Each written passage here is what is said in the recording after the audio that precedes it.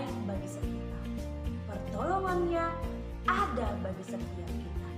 Untuk itu anak-anak Miss, mari kita siapkan hati dan pikiran kita memuji Tuhan di pagi hari ini. Kita angkat lagu pujian kita, Bapa ku datang padamu. Mari datang kepada Tuhan dengan hati kita yang sungguh-sungguh bersyukur kepada Tuhan. Kita angkat lagu pujian ini bersama-sama. Bapa-Ku datang padamu, naikkan ucapan syukur atas kasih anugerah-Mu yang indah setiap hari. Pagi hari, siang hari, sore dan malam hari, tak hentinya mengucap syukur atas kebaikan-Mu. Friends, let us pray.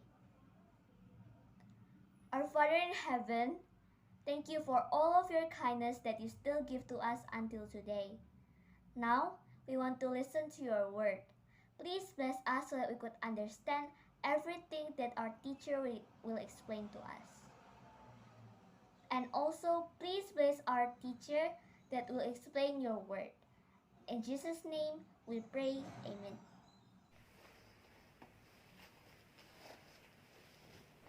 Teman-teman, mari kita ucapkan ayat hafalan kita pada hari ini yang tertulis dalam kitab Galatia 6 ayat 10. Karena itu selama masih ada kesempatan bagi kita, marilah kita berbuat baik kepada semua orang, tetapi terutama kepada kawan-kawan kita seiman. Please, Galatians 6 verse 10. Therefore, as we have opportunity, let us do good to all people, especially to those who belong to the family of believer.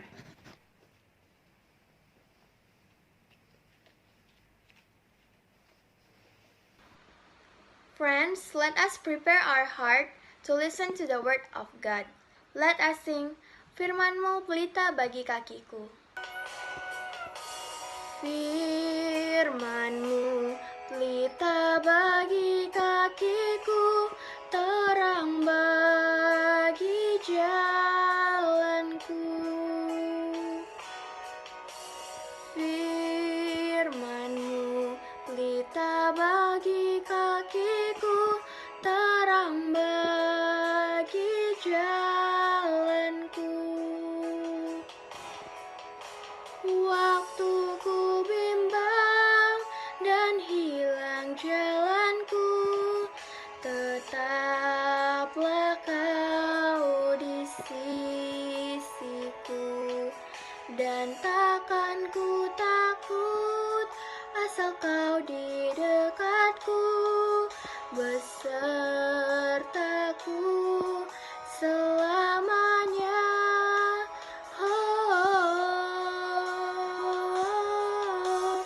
Firman-Mu pelita bagi kakiku, terang bagi jalanku.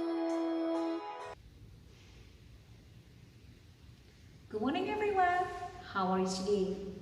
I believe you are so happy to face a new day in your life.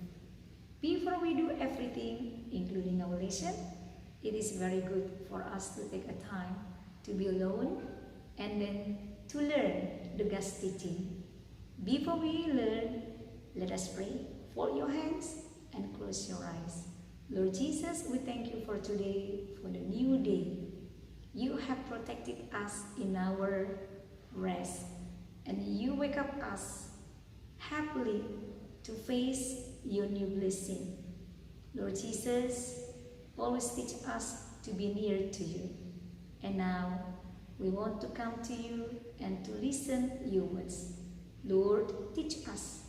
Open our heart, open our mind, so we can understand what should we do in our life. Thank you, Lord Jesus. In your name we pray. Amen. During Jesus' ministry, he taught in public places, performed many miracles, and proclaimed God's truth with great power and conviction. Many people loved him. Others hated him. Some people recognized his power and the mighty wisdom through which he taught, but could not reconcile his message with their tradition. One such person was Nicodemus.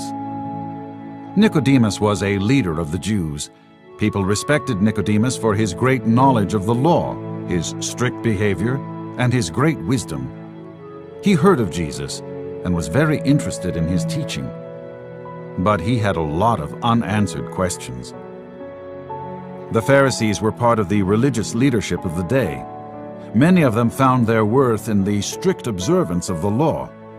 Most of them did not agree with Jesus, while some, like Nicodemus, could not dismiss Jesus' great power and wisdom. Daily, as Jesus taught in public places, the Pharisees came to listen. They asked Jesus a lot of questions, many trick questions, but could never find any fault with him. Nicodemus wanted to speak with Jesus, but because he was a Pharisee, he had to be careful not to be seen with Jesus in broad daylight. He had to find a special time to meet with him. Late one night, guided by the light of the stars and moon, Nicodemus found his way through the dark streets of the city to the place where Jesus was staying. He had a lot of questions about the law, about Jesus' teaching, and about Jesus himself. Jesus was prepared to explain to Nicodemus everything he needed to know. That night, Nicodemus would leave a changed man. Jesus explained to Nicodemus that he could not inherit God's kingdom if he was not born again. Born again? Nicodemus was confused. What did this mean? It's impossible for a grown man to become a baby and be born again, Nicodemus answered. But Jesus was not talking about becoming a baby. He was talking about a life change so dramatic, so radical, and so new that it would be like being born again. Unless one is born of water and the Spirit, Jesus explained, he cannot enter the kingdom of God. Nicodemus began to understand, but he was still confused. How can this be? He asked Jesus, trying to wrap his mind around it. Jesus knew that Nicodemus was having a hard time believing him. If you're having a hard time believing earthly things, it will be very hard for you to believe heavenly things. But you must believe. I am the Messiah. I have come to give people eternal life. The truth began to dawn upon Nicodemus. Jesus was the Messiah. Jesus' mission was to give new life.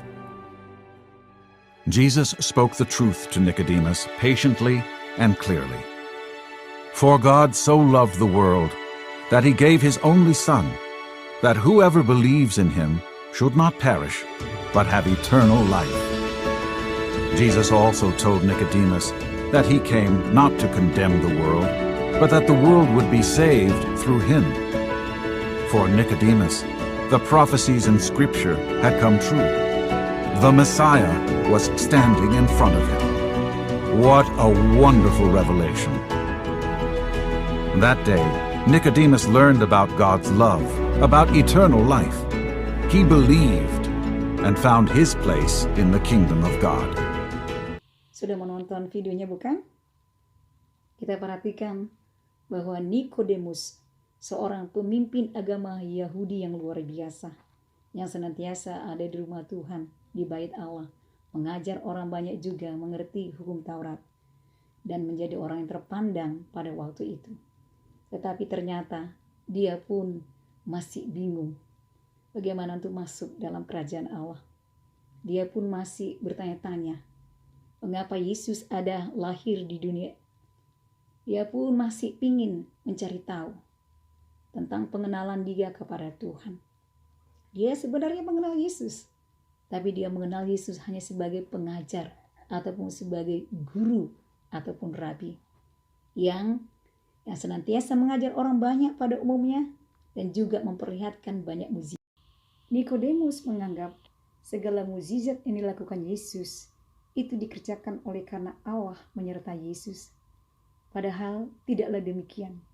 Yesus adalah Allah yang telah menjadi manusia yang mampu mengerjakan mukjizat tersebut. Nah, dengan penasarannya luar biasa oleh kehadiran Yesus dalam dunia, dan kita ketahui juga bahwa pada waktu itu bangsa Roma sangat menjajah bangsa Yahudi.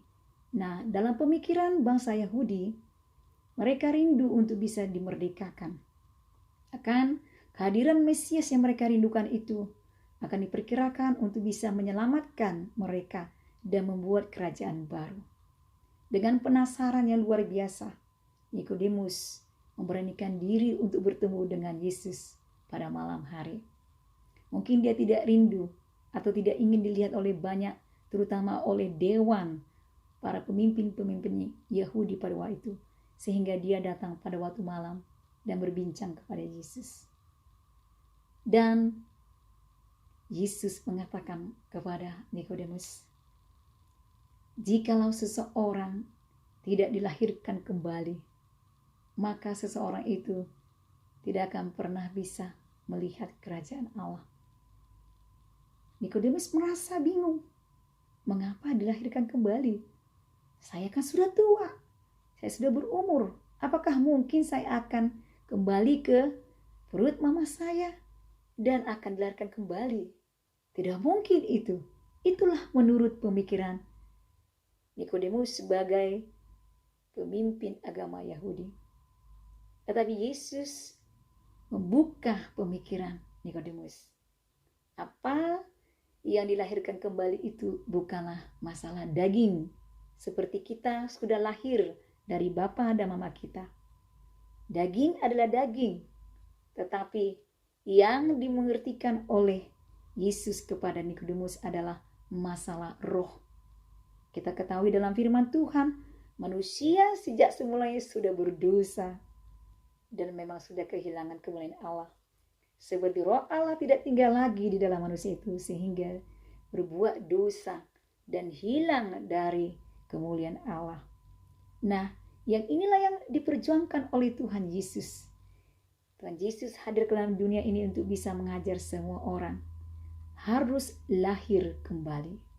Yesus juga menekankan kembali, jika seseorang tidak dilahirkan dari air dan roh, maka tidak akan bisa masuk ke dalam kerajaannya. Apakah maksudnya air dan roh? Bagaimana Tuhan Yesus mengajarkan air itu dan roh kepada Nikodemus? Kita tahu bahwa air adalah sumber kehidupan manusia di seluruh dunia. Tanpa air, manusia akan mati. Yesus adalah gambar air kehidupan yang senantiasa mengalir bagi manusia dan tidak pernah berhenti. Itu sebabnya Yesus berkata, datanglah kepadaku semua yang haus, maka akan kuberikan kelegaan. Barang siapa datang dan meminum airku, maka ia tidak akan pernah lagi kehausan. Maukah kita datang untuk menerima air kehidupan itu? Ketika kita menerima Yesus bagaikan air tadi itu, maka kita akan merasakan kesegaran. Fisik kita saja segar. Nah, air juga berfungsi untuk bisa membersihkan. Firman Tuhan yang bagaikan air itu akan membersihkan seluruh keberadaan manusia kita yang kotor, yang hina, yang tidak berkenan, yang senantiasa lalu berbuat apa yang jahat di mata Tuhan. Dengan air ini yang kita terima melalui kebenaran firman Tuhan, maka kita akan mengalami lahir kembali, kelahiran kembali atas seluruh hidup kita. Dan roh Allah itu juga hidup. Kalau kita menerima roh Allah, maka roh kita tadi yang mati itu juga akan dihidupkan kembali. Bagaimanakah kita bisa menerima itu? Itu pun menjadi pertanyaan bagi Nikodemus. Bagaimana mungkin? Nah, Yesus lebih lagi menekankan bahwa ketika kita sungguh-sungguh menerima Roh Allah itu, maka seluruh kehidupan kita ini akan berubah. Bukan diri kita lagi yang berkuasa atas hidup kita, tetapi Roh Allah sendiri. Manusia tanpa Roh Allah bagaikan mayat hidup. Walaupun dia ada sebagai tubuh fisik, tetapi ketika tidak ada Roh Allah, dia tidak menjadi manusia yang utuh. Kehilangan seluruh apa yang menjadi misi Tuhan dan tidak mengerti bagaimana bernilai di mata Tuhan. Dengan kita menerima air kehidupan dan menerima Roh Allah, maka hidup kita juga menjadi manusia yang baru. Apa yang ada di dalam hidup kita ini pun menjadi baru. Kita akan berubah seiring Tuhan Yesus mengajar kita dengan kebenarannya. Sebabnya Tuhan Yesus juga menekankan kepada Nikodemus. Nikodemus harus memulai hidup yang baru, memulai dari awal. Tidak lagi seperti hidupnya hanya sebagai seorang Farisi yang mengenal hukum Taurat, tetapi dia tidak mengerti bagaimana sampai kepada kerajaan surga. Setelah dia berbincang-bincang begitu lama dengan Tuhan, akhirnya dia dimengertikan. Kalau nanti kita bisa ikuti selanjutnya, pasal-pasal selanjutnya, kita akan melihat bahwa Nikodemus pun akhirnya menerima kasih karunia, keselamatan dari Tuhan. Dia mengerti dan dia menerima Yesus. Nah, anak-anak Miss, maukah kita menjadi anak-anak yang dilahirkan baru oleh Tuhan? Bukan lagi seperti manusia kita yang saat ini, yang dipenuhi dengan dosa dan kesalahan. Tentu Miss yakin kalian mau. Sebabnya satu hal yang kita harus sungguh-sungguh ketahui, bahwa kita harus mengenal Yesus, mengakui Dia sebagai Tuhan dan Juru Selamat kita. Yang kedua, kita harus percaya bahwa Allah telah membangkitkan Yesus dari kematian. Ini adalah garansi bagi kita yang telah dilahirkan kembali ataupun telah menerima Yesus. Kita pun akan dibangkitkan dari kematian.